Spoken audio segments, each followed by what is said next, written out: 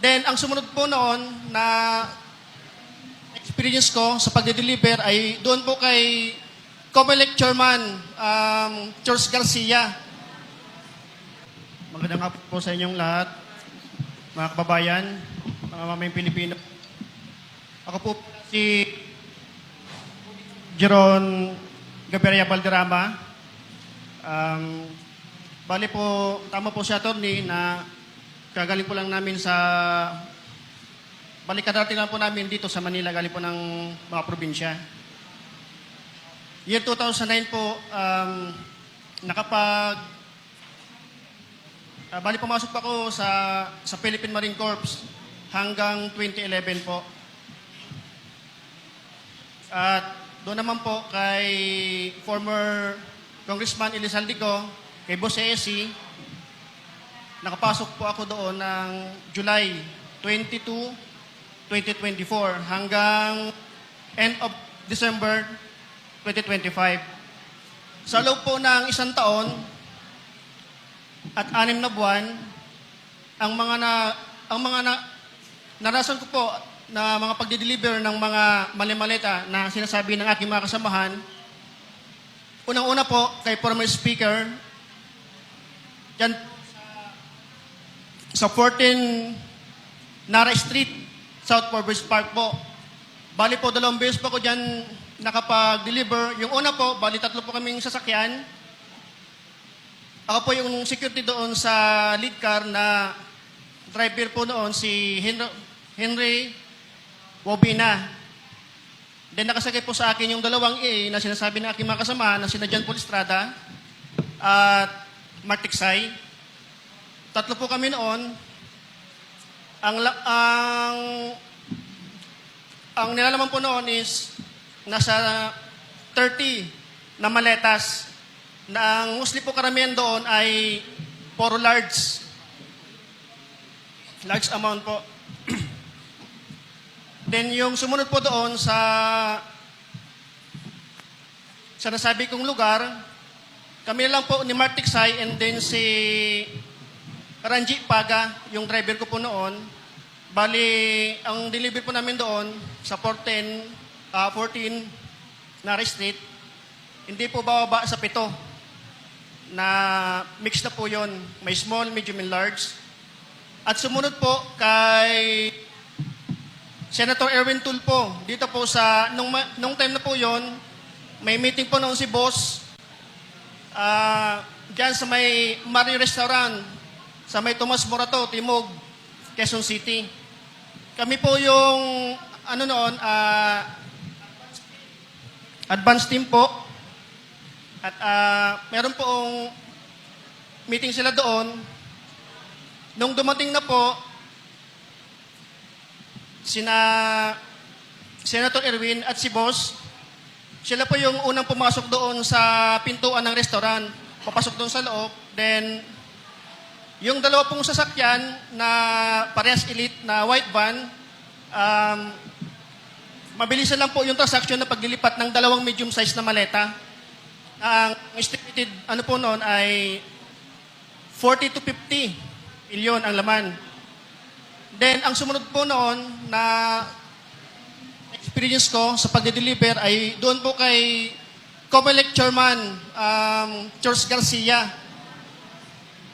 Diyan po galing po sila ng Dasyang Tower noon. Then andun kami sa may corner, sa Perea Street, Corner de la Rosa. Bali, ang kasama ko rin po noon, si Mark Tiksay at si Ranji Paga po ulit. Na ang dala po namin ay yung hand carry bag na kulay itim.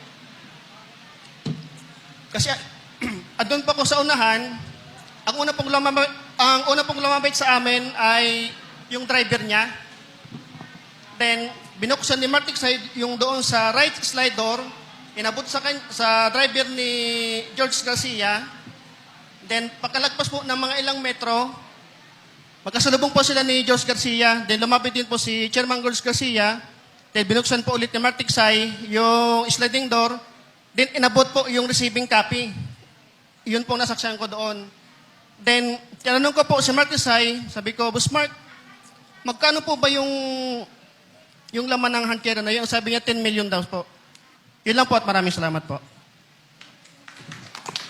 Then, ang sumunod po noon na experience ko sa pagde-deliver ay doon po kay Comelec Chairman George Garcia. Magandang hapon po sa inyong lahat, mga kababayan, mga mamayang Pilipino. Ako po si Jeron Gaviria Valderrama. Bali po, tama po si attorney na kagaling po lang namin sa kadarating lang po namin dito sa Manila, galing po ng mga probinsya. Year 2009 po, bali pumasok pa ako sa Philippine Marine Corps hanggang 2011 po.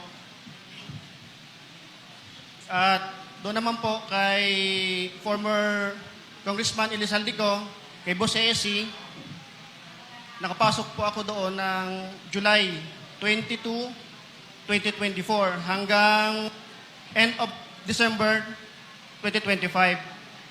Sa loob po ng isang taon at 6 na buwan, ang mga narasan ko po na mga pagde-deliver ng mga mali-maleta na sinasabi ng aking mga kasamahan, unang-una po kay former speaker, dyan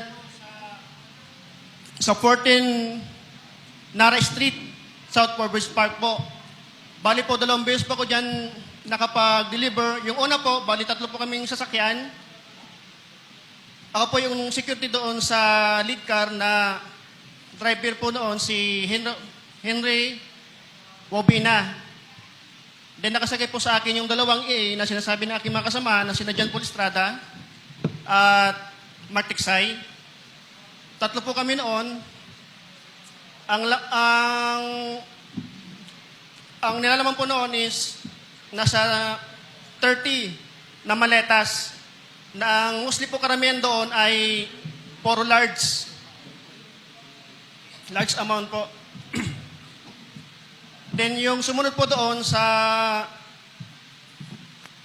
nasabi kong lugar, kami lang po ni Mark Tiksay and then si Ranji Paga, yung driver ko po noon.